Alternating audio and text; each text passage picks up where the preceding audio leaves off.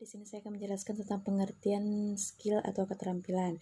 Menurut Gordon, skill merupakan kemampuan mengoperasikan pekerjaan secara mudah dan cepat. Sedangkan menurut Iverson, skill itu merupakan kemampuan untuk melaksanakan pekerjaan secara mudah dan tepat. Nah, jadi dapat disimpulkan bahwa skill itu merupakan kemampuan untuk mengoperasikan sesuatu pekerjaan secara mudah dan cermat. Nah, adapun secara umum, skill atau keterampilan itu adalah kemampuan untuk menggunakan akal, pikiran, ide, dan kreativitas dalam mengerjakan, mengubah, maupun untuk membuat sesuatu lebih bermakna sehingga menghasilkan sebuah nilai dan hasil pekerjaan tersebut. Nah, selain itu juga, skill dapat diartikan sebagai kemampuan untuk menerjemahkan pengetahuan ke dalam praktik sehingga terciptanya kinerja yang diinginkan. Baiklah, selanjutnya yaitu kompetensi. Kompetensi adalah suatu hal yang dikaitkan dengan kemampuan, pengetahuan atau wawasan dan sikap yang dijadikan suatu pedoman dalam melakukan tanggung jawab pekerjaan oleh pegawai. Selain itu, menurut Sumanto bahwa kompetensi merupakan suatu atribut untuk melakukan sumber daya yang berkualitas dan unggul. Atribut tersebut adalah kualitas yang diberikan pada orang atau benda yang mengacu pada karakteristik tertentu yang diperlukan untuk dapat melaksanakan pekerjaan secara efektif. Atribut tersebut terdiri dari pengetahuan, keterampilan, dan keahlian atau karakteristik tertentu. Dari pengertian tersebut, maka dapat kita simpulkan bahwa kompetensi adalah karakteristik yang dimiliki oleh seseorang yang dapat menciptakan kinerja yang baik dalam melaksanakan pekerjaan yang menjadi tanggung jawabnya. Baiklah, selanjutnya saya akan menjelaskan mengenai skill yang dimiliki oleh sarjana PLS, di mana skill ini merupakan suatu hal yang sangat penting bagi lulusan pendidikan luar sekolah. Di dalam skill ini dibagi menjadi dua macam, yaitu ada hard skill dan juga ada soft skill. Hard skill ini merupakan keterampilan yang dapat dilihat oleh mata. Di dalam keterampilan hard skill ini ada dua macam keterampilan, yaitu keterampilan akademik dan juga keterampilan kejuruan. Keterampilan akademik ini merupakan keterampilan pada seseorang dalam menguasai berbagai bidang ilmu, mulai dari menghitung, menjelaskan, merumuskan masalah, memecahkan masalah, hingga menarik kesimpulan.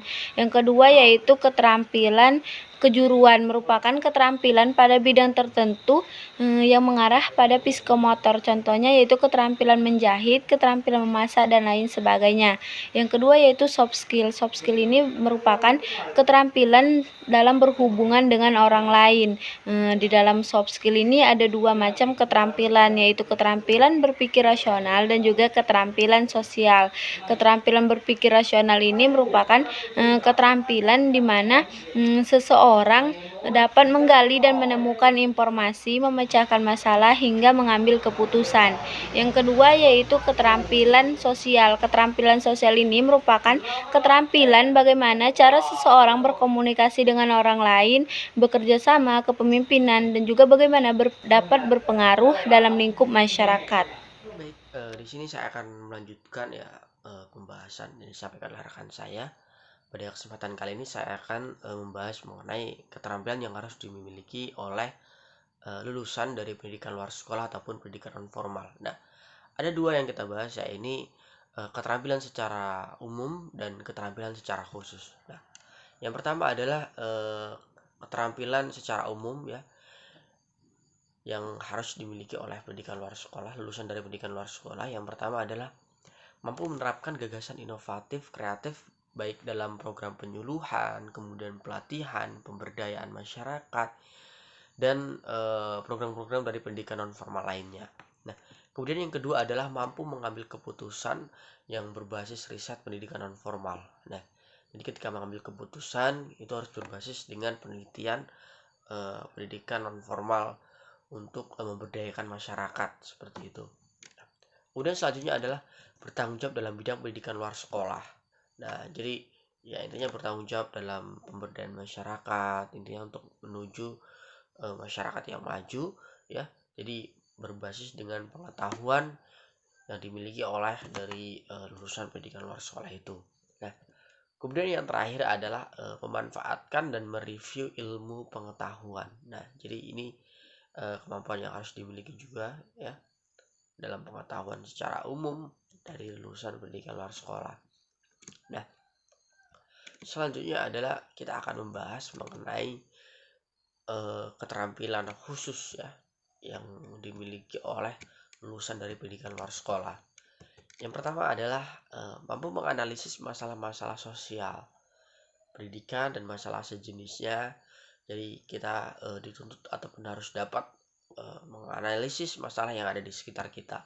Nah, kemudian mengidentifikasi dan menganalisis kebutuhan belajar masyarakat. Nah, kita juga harus tahu apa sih kebutuhan masyarakat, kebutuhan warga belajar kita yang menerima program yang kita rencanakan. Nah, kemudian yang ketiga adalah mengelola. Nah, mengelola ini mulai dari merencanakan sampai dengan mengembangkan dari program pendidikan non formal ataupun pemberdayaan masyarakat. Nah, kemudian yang keempat yaitu merencanakan, melaksanakan dan mengevaluasi pembelajaran pada pendidikan non formal, informal dan pemberdayaan masyarakat. Nah, kemudian selanjutnya adalah memfasilitasi dan mendampingi program pendidikan non formal pada pemberdayaan masyarakat.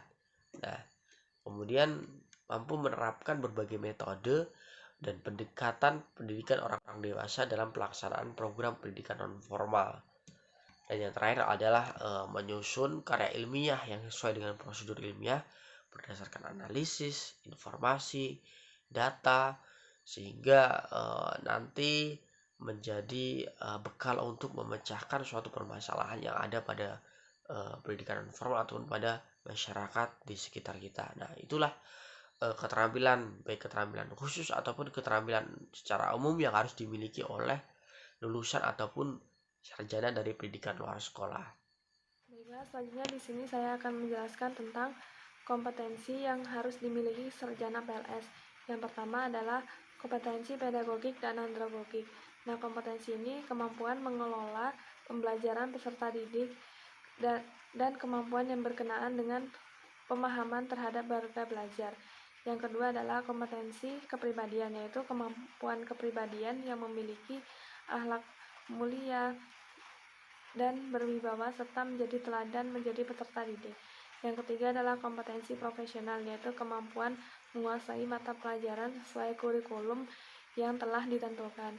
Yang keempat yaitu kompetensi sosial, yaitu kemampuan berkomunikasi dan berinteraksi secara efektif dan efisien dengan baik dengan peserta didik, sesama pendidik, orang tua atau wali, dan masyarakat sekitar.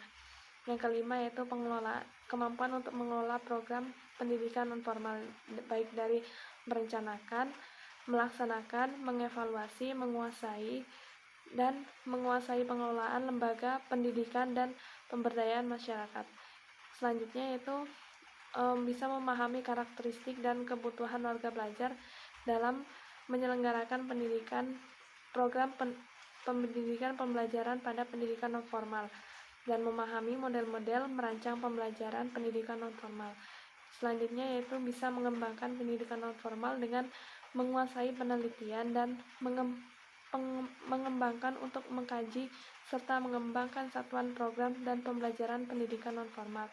Selanjutnya yaitu menguasai konsep human behavioral science, teori pendidikan, terutama andragogi, pedagogi, kritis, dan sosial. Yang terakhir yaitu menerapkan gagasan inovatif kreatif dalam program penyuluhan, pelatihan, pemberdayaan masyarakat dan pendidikan non formal dan informal secara profesional dan akuntabel. Nah, sekian. Selanjutnya akan dijelaskan oleh rekan saya.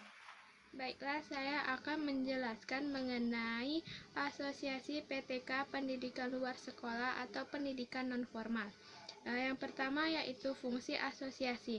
Fungsi asosiasi PTK PLS atau PNF adalah menghimpun para pakar, praktisi, tenaga pendidik, dan kependidikan non-formal, pengelola, penguji, pelatih pendidikan luar sekolah atau non-formal, untuk menyatukan pikiran-pikiran, gagasan-gagasan, ide dalam aspek ilmu dan teknologi serta praktek-praktek profesional pendidikan luar sekolah serta untuk memupun kesamaan persepsi. Yang kedua yaitu misi asosiasi, yang dimana misi asosiasi PTK PLS atau PNF ini yaitu pengembangan ilmu dan profesi pendidikan luar sekolah sebagai perangkat untuk pencapaian dan peningkatan pemberdayaan warga komunitas dan masyarakat melalui kegiatan pendidikan atau pembelajaran sepanjang hayat guna mencapai masyarakat yang bermutu dan bermartabat, melalui penguatan aspek keilmuan dan teknologi pendidikan nonformal, penguatan penelitian dan pengabdian kepada masyarakat, penguatan praktek-praktek pembelajaran di satuan pendidikan nonformal, penguatan pengelolaan di satuan pendidikan nonformal, pembentukan, perluasan, dan penguatan jejaring atau networking antar lembaga penyelenggara pendidikan nonformal dan dengan asosiasi lain, pengembangan